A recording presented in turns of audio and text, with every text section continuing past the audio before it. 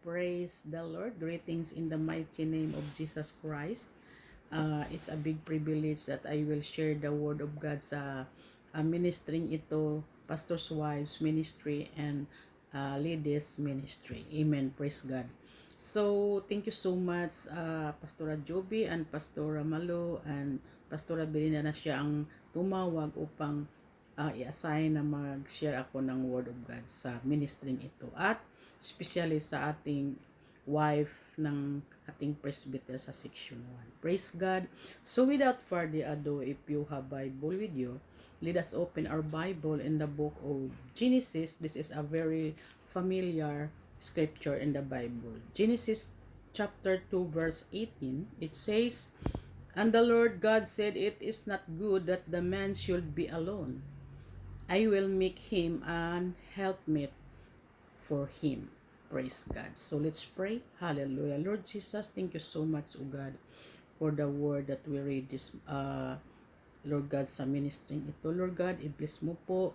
Hallelujah. Anointing coming from you, your servant, O God, to share your word sa ministering ito, O God. Hallelujah. Sa mga pastor's wife at sa ladies ministry, Lord God. Thank you so much, O Lord God. I am depending on you, Lord God. Without you, Lord God, I am nothing, O Jesus. Thank you so much and claim the victory in Jesus' name. Amen and amen. So the title that I will bring to you this in this platform, a helpmate. Amen. A helpmate. So sa ating binasa, sa ating key verse, I will repeat, "And the Lord God said, It is not good that the man should be alone. I will make him a helpmate for him." At sinabi ng Panginoong Diyos, hindi mabuti na ang lalaki ay mag-isa. Siya ilalalang ko ng isang katulong niya. Praise God. So, a pastor's wife is created in the image of God, give leadership in her world. Amen. Ang pastor, mga kapatid, ay hindi po basta-basta. Amen. Hallelujah. So, ang gampanin nila po ay hindi po basta-basta. Praise God. So, marami po silang ginagawa. Mas marami pang ginagawa sila kaysa pastor. Amen. Hallelujah.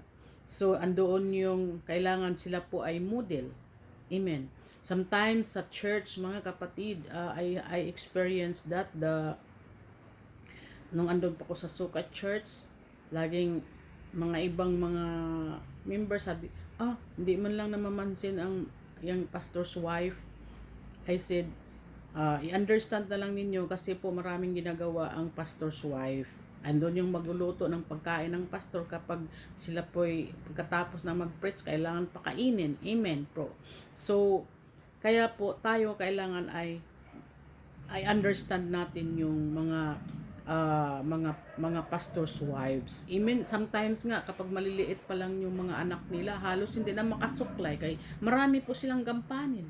Andun yung kanilang asawang pastor, mga anak at mga members. Amen. Magluluto, maglilinis, mga kapatid, sa bahay pa, sa church. Hindi po biro, mga kapatid. I understand yung being a pastor's wife. Amen. Praise God. So, what does the Bible says about pastor's wife scriptures? Many people think that the pastor's wife is supposed to always look nice, smile, sit down in the front now of the church, front row of the church, and agree with the husband her kids need to be model Christians. Amen. Hindi po biro, mga kapatid. She needs to be ready to open her home to people in the church. At any time, serve them. It's good if she volunteers to play the piano, help in the children's ministry, or teach the women Bible study. Nangunguna yan lagi, mga kapatid, sa Bible study. Para sa mga women sa LM department, mga kapatid. Hallelujah.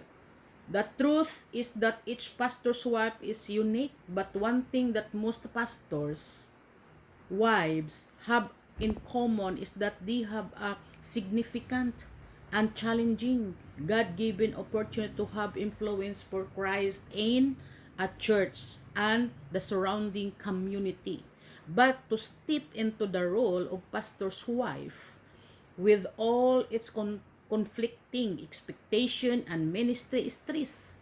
Sila po'y nai-stress. Amen.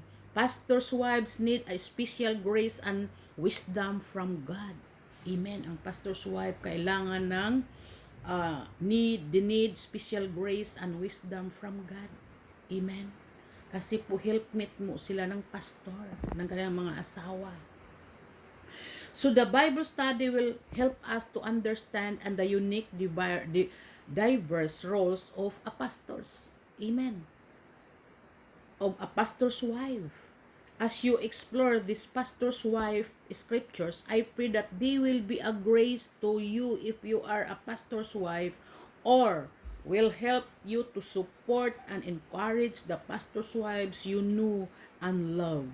Kailangan mga kapatid na encourage ang mga pastor's wives.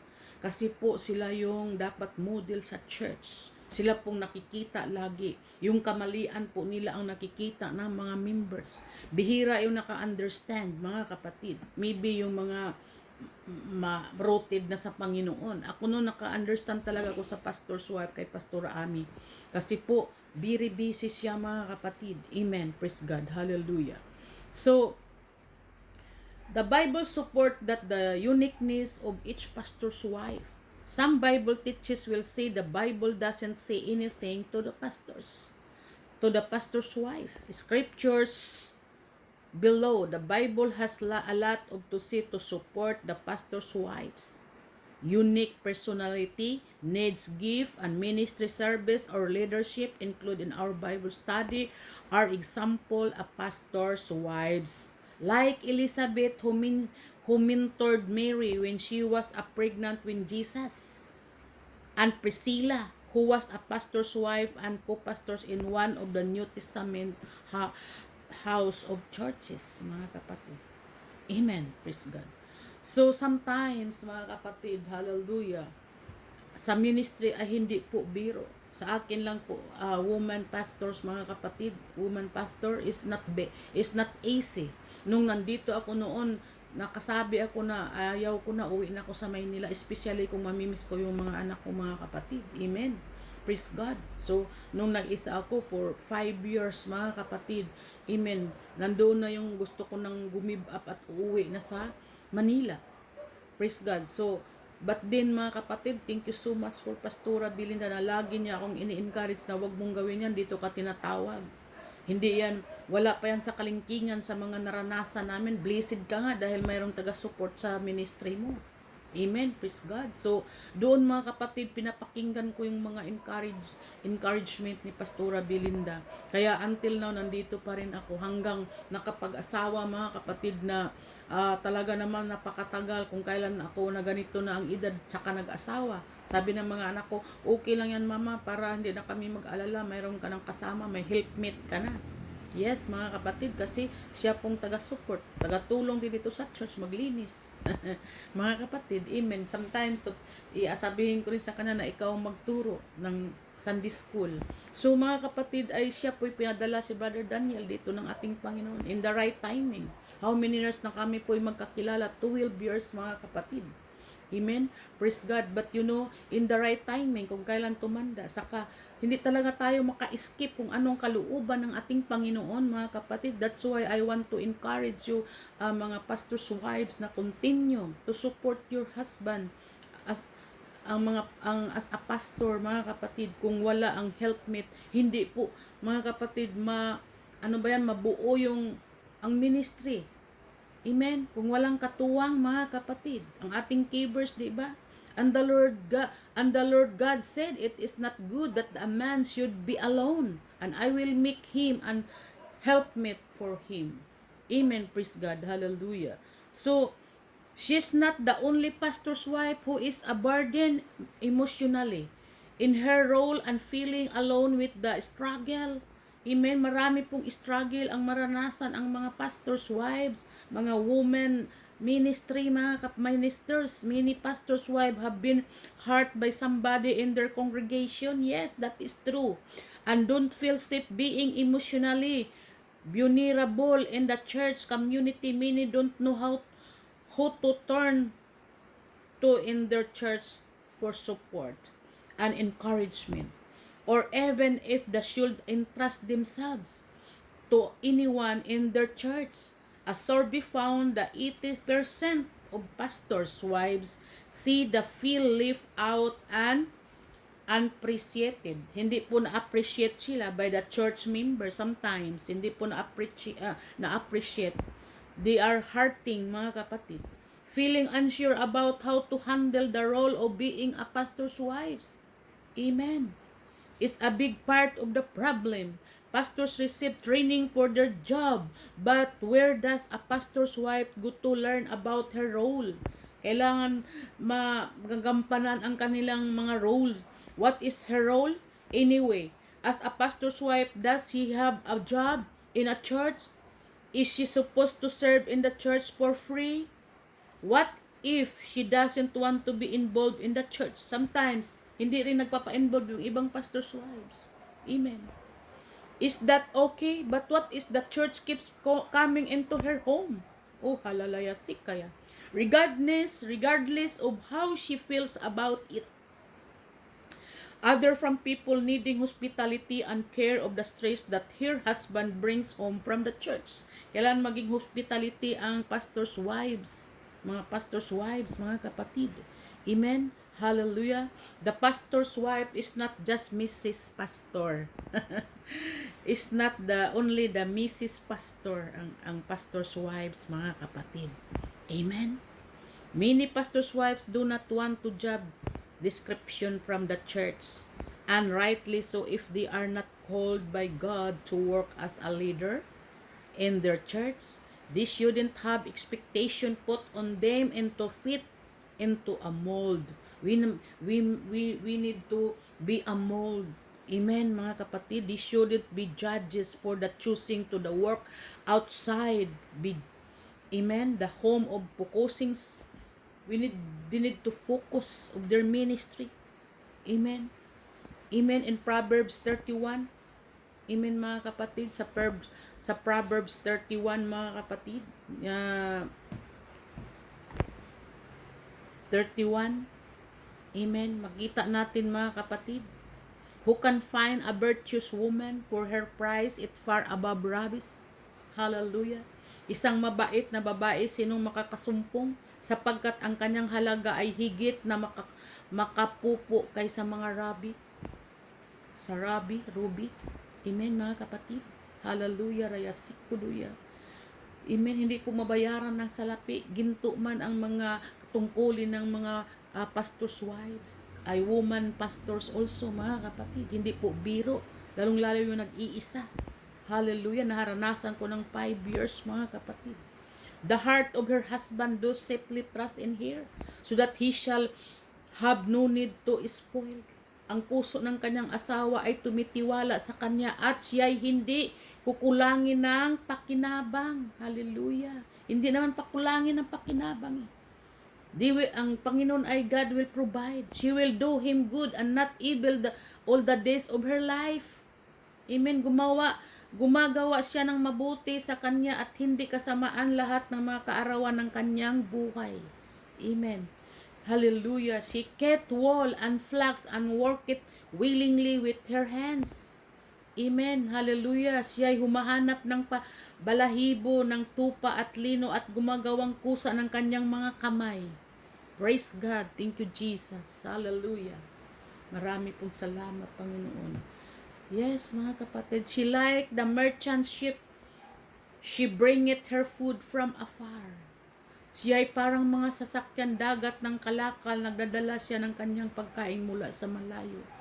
Yes, mga kapatid, ang pastor's wife ay hindi po biro ang kanilang ministry. Amen, mga kapatid. Hallelujah. On the other hand, some pastor's wives are not given the opportunity to use their gift in the church or the able to serve, but they are not respected and appreciated by what contribute. She is just the pastor's wife. Some say that is so unfair and harmful. Sometimes kasi minsan di na napapansin ang pastor's wife sa church. Hallelujah. The pastor's wife is more than Mrs. Pastor. Her primary identity, mga kapatid, is not as a pastor's wife, but a Christian, but a Christ follower. She is in Christ, and God has created her as a valuable person with her own responsibility of her own personality and gift. She should be recognized for this has given space, express her uniqueness, mga kapatid. Hallelujah. Her identity is Christ verses in the Bible. She may be called by God to serve in the church, either as a volunteer or as a feed staff. Amen. This need to be discerned mutually by the pastor's wife and the church leadership. Kailangan, mga kapatid, ito po'y ma-discern ng mga leaders sa church, mga kapatid, about sa pastor's wife. Sometimes kasi hindi na sila napapansin. Amen. Lagi na lang nasa kusina sila. Amen. Kailangan presentable din ang pastor's wife. Hallelujah. Most pastor's wives have learned where their limit are with respect to supporting their husband with impact pastoring has on him. Praise God.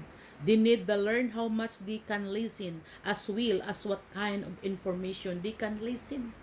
They can listen also sa mga mister nilang pastor and to what the too difficult and certain points they will need to set boundaries with their husband on the stress and pain brings home from the church. Ang mga pastor's wife ay sila po yung taga-encourage ng kanilang mga husband na pastors. Amen. Hallelujah. Let not put the pastor's wife in the box. There is not a special office of a pastor's wife in the Bible. Most pastor's wives say, thank God for that. They don't want to be put in box. Amen. Hindi nila gusto na ilagay lang sila sa box, mga kapatid, na hindi po sila makakilos. Kailangan po, kumilos po sila. Sila po yung supportive sa kanilang mga husband na mga pastor. The Bible not prescribe to particular role for the pastor's wife. The scriptures don't even offer explicit teaching directed to the role of pastor's wife. Hallelujah. Sila po yung taga-encourage, counselor, executive pastor, children ministry director, to name a few. Amen. Marami po silang gampanin, mga kapatid. Hallelujah. Thank you so much, O Lord God. Hallelujah. Hallelujah. Sa wisdom and knowledge ng mga pastors, Panginoon. So, I encourage you, mga pastor's wife, mga lady ministers, na patuloy lang tayo, whatever circumstances, whatever trials, hallelujah, that we are facing in this world, mga kapatid. We need to continue trust in God and be strong our faith. Go lang tayo, mga kapatid. Hallelujah. Sikaraya. Thank you so much and God bless us all.